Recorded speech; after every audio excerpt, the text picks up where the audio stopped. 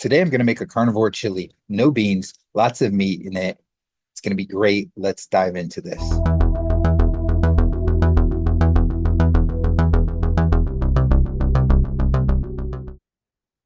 Today I'm going to take you through my carnivore chili recipe.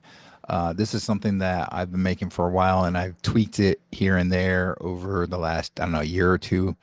And I'm at the point now that I really like the recipe that I got right now. So it consists of a pound of bacon, 2 pounds of ground beef, and a pound of sausage. Those are the main meats that you use in this. And then you're going to use some tomato paste, which I know that's not really carnivore, but it gives it the red chili-ness, I guess, the tomato in this, the tomatoey-ness. So you use a little bit of tomato paste in this recipe. Then you also use cumin powder, garlic powder, chili powder, and onion powder. Now, you don't have to use all those things if you don't want to. Like, for instance, you don't have to use the onion powder.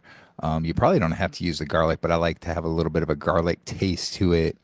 Would be kind of weird, I think, to have chili without some sort of chili powder type of thing or a chili seasoning of some sort. So that would be kind of weird. So I would think you would still want to do that. Um, and the cumin just it definitely helps the flavor of the chili. And then I'll also say that you might want to have some cheese. Like you can take some Colby cheese or something like that on a block and shred it up and put some of that on in your individual bowl or something if you want. Just adds a little bit to the meal. So what you do though basically is you're gonna start with a pound of sausage and you're gonna cook this up.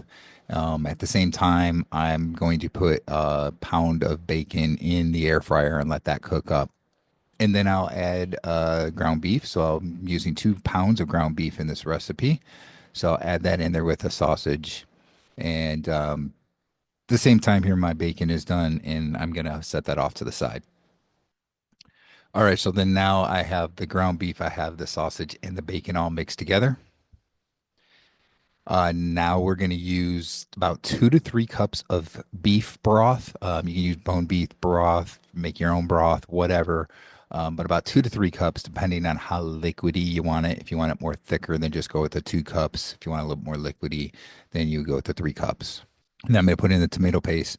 You can go anywhere from like a tablespoon all the way up to a whole little can of tomato paste. And in this particular case, I use the majority of the can.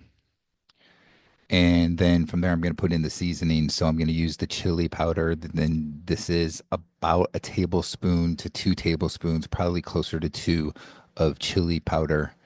And then we're going to use 1 tablespoon of cumin, 1 tablespoon of the garlic powder, and about a tablespoon, maybe a little less, of the onion powder. And we're going to make sure this is all mixed up really good and let it cook up a bit and simmer, and then it'll be ready to go. And so this is the final product. And here is also what it looks like with some cheese mixed into it. And again, this is very low carb. There's the little bit, I guess, of the tomato paste is probably the biggest thing. Um, the entire pot here is like less than 10 grams of carbs. So nobody's probably eating the entire pot in a meal in a day or whatever. So it's not maybe full, complete, clean carnivore because it does have the tomato paste and you can put the onion powder and different things in it, but it's pretty darn close. It's a lot better than what you're gonna get at any restaurant or if you buy like the mixes with the chili mixes or whatever, those tend to have a lot of sugar in them and stuff like that. So that's my carnivore chili. And, you know, I'm going to have a little bit of it right now. Hope you all get a chance to try it too. It's some pretty good stuff.